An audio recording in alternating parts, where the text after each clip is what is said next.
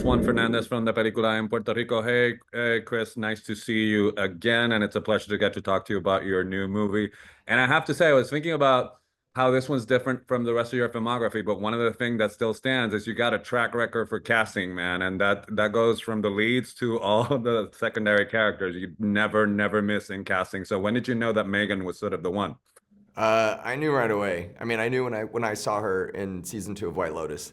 I fell madly in love with her. I thought she was spectacular, and I could just tell that she was an actor of incredible range and subtlety. And so, yeah, it was immediate for me. Okay.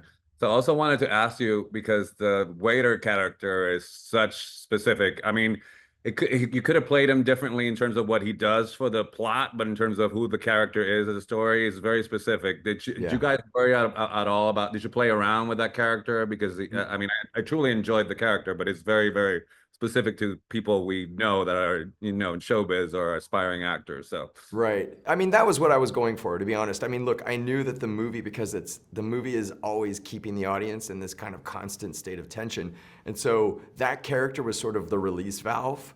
He gave us a break from that, the mm, humor. I felt like humor was an important element to the movie. And you're right. I think that like he's a guy we've all met before, uh-huh. like that sort of exhausting, funny, but also awkward waiter.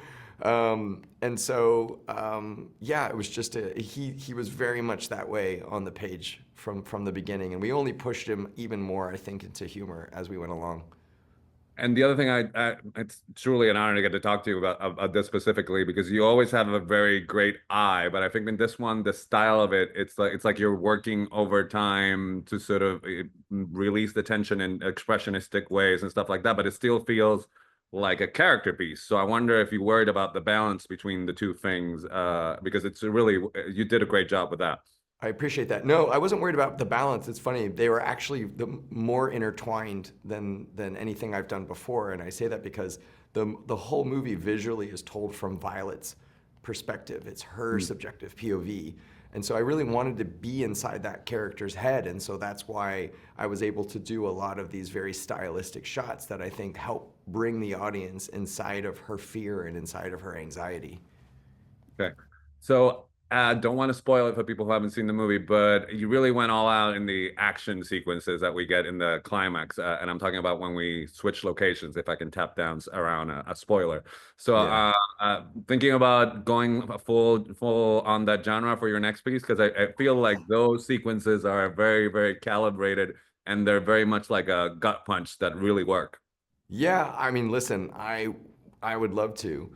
For me though, it's always very, project specific, story specific, character driven. But I would love to make a bigger kind of action driven movie for sure. Right.